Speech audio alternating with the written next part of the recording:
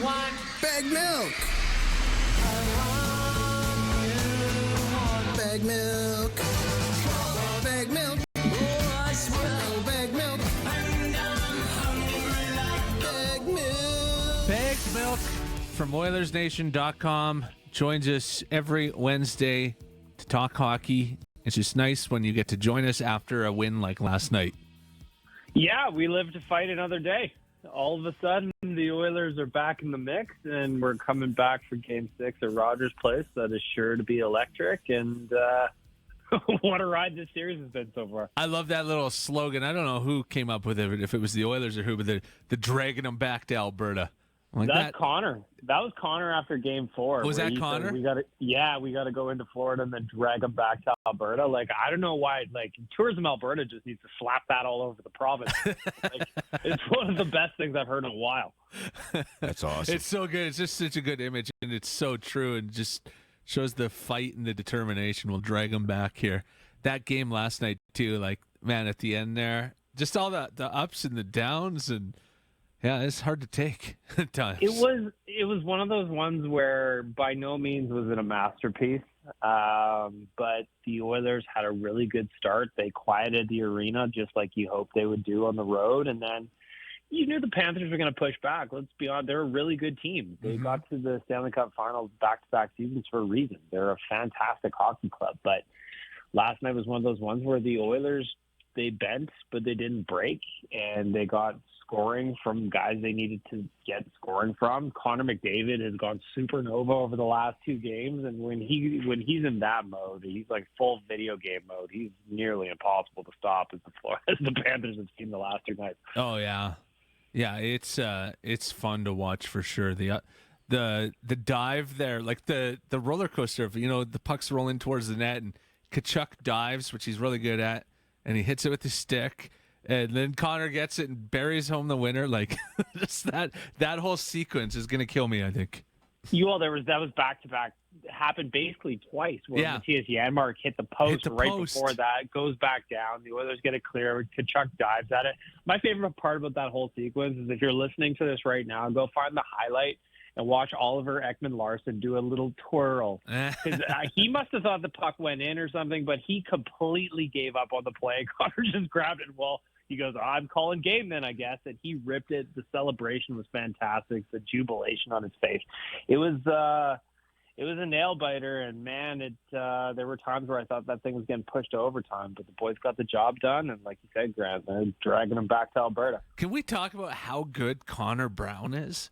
Like, where was that? The redemption arc. Yeah. Of him going, like, if you remember, too, he was a healthy scratch in the first round against LA. He didn't play.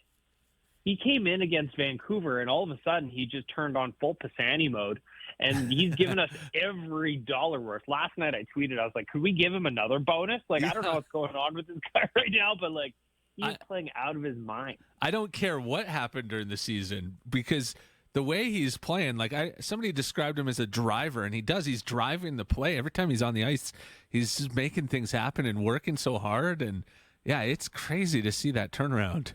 Well, and he's a sneaky thief, too. Like, the amount of pucks that he's stripped from players or just put himself in good position. He is, Jay from Oilers Nation calls him a muscle hamster, which I think is hilarious because it just kind of fits what he is. He's a smaller guy that's just got an engine that doesn't quit. And, man, I'm just super pumped to see the way that his season has turned around and the way he's poured it on in the playoffs because he really, really has been fantastic. Yeah, Friday night's going to be nuts. You guys had another watch party last night. I imagine that was nuts at Greta. The vibe must be crazy. It was, you know what? It's the 6 o'clock starts are a little bit weird because everybody's got to either duck out of work early or just kind of make their way home and do a quick turnaround. But the vibes at Greta last night were fantastic.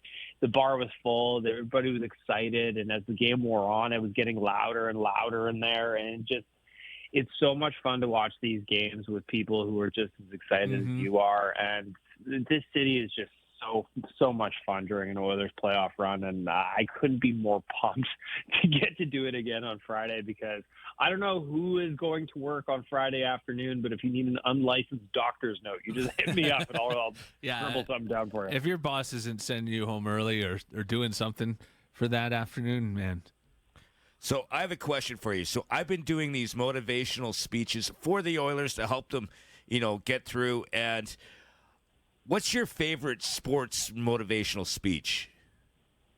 My favorite one is easy. Is just like it's Al Pacino from the halftime from Any Given Sunday. Like The inches are all around us. Yeah. Exactly. Football is a game of inches, and you live and die with those inches. And I feel like there's part of that with the Oilers as well. It's obviously a different sport. It's a different, it's not a fictional story, but there's some of those messages that kind of carry through. They were fighting for their inches again last night. They were fighting for them on Saturday at Rogers Place. They're going to have to do it again on Friday when the series comes back to Edmonton. So that, Jimmy, that's easily my favorite. I hope that the Oilers blast that to themselves every other day. But then all of a sudden you got guys walking in with the Kobe Bryant Oilers shirts on, like Warren Vogel has the last two games. And McLovin.